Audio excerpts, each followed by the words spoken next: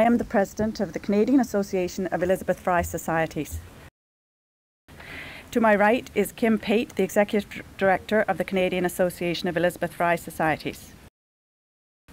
Also with us are a number of women representing a wide range of groups with whom we have worked in coalition these past 2 years. On March 8, 2001, the Canadian Association of Elizabeth Fry Societies and the Native Women's Association of Canada wrote to the Canadian Human Rights Commission about the human rights violations experienced by women in Canadian prisons. The Human Rights Commission decided to conduct a broad-based systemic review and issue a special report regarding the treatment of women prisoners in Canada. This review has attracted national and international attention. In February, equality-seeking groups made oral submissions to the Commission, and yesterday 11 organizations submitted briefs to the Commission calling for an end to the discriminatory treatment of women. The Canadian government has failed to remedy the well-documented ongoing violations of the human rights of women prisoners who are discriminated against on the basis of their sex, race, and disability. And despite international obligations and the recognition that Canada owes a special duty to prisoners, especially Aboriginal women, correctional law and policies blatantly discriminate against all women, most notably Aboriginal women and women with disabilities. I think it's important for everybody to recognize that women are the fastest growing prison population worldwide, and in Canada it's no different.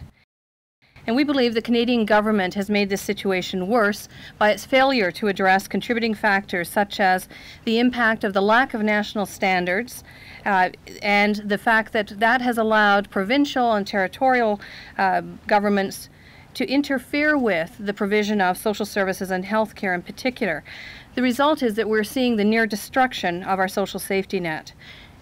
For women who are suffering with mental health issues, for women who have disabilities, for women who are poor, what we see is that they are facing increased challenges and increased criminalization. And once they're imprisoned, the situation gets worse. Women with the most disabling mental health issues are languishing in isolation. Others are bounced back and forth between solitary confinement in prisons and locked forensic units in psychiatric hospitals. They are effectively being repeatedly punished for their mental illness, for their mental disability. In terms of Aboriginal women prisoners, the government's own statistics reveal the discrimination on its face.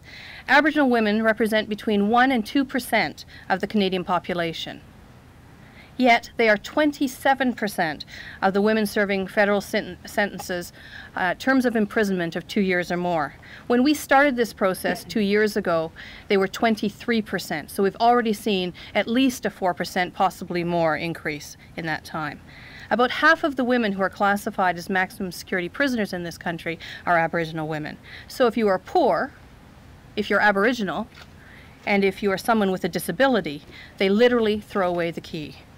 Worse still, if you are in that situation, if the woman is, she is likely to spend almost all of her sentence in isolation, and she may never be released from prison at all.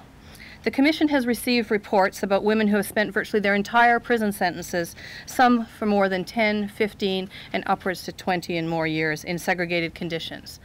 They're isolated from other prisoners, they have limited access to services and programs, and they live in cells that are the size of most people's bathrooms.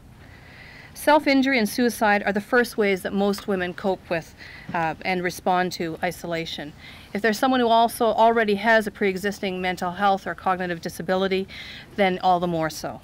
With the increased use of 24-hour camera surveillance, the lack of human contact, in desperation, some of those women, particularly over the last few years as they've been housed in segregated maximum security units in men's prisons, have started to strike out against each other and staff.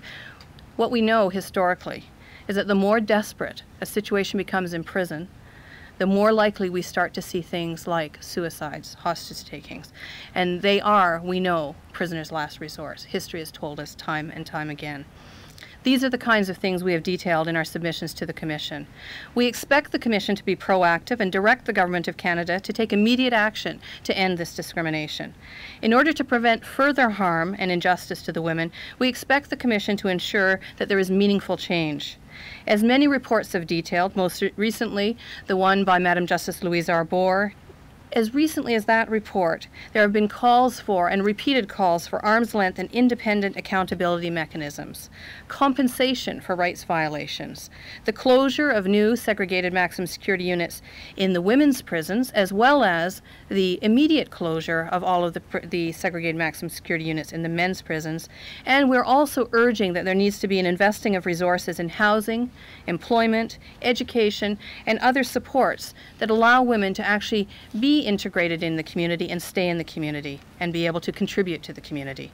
By failing to remedy these situations, the government is complicit in the increasing relegation of more and more women to the street, to jail, or to death.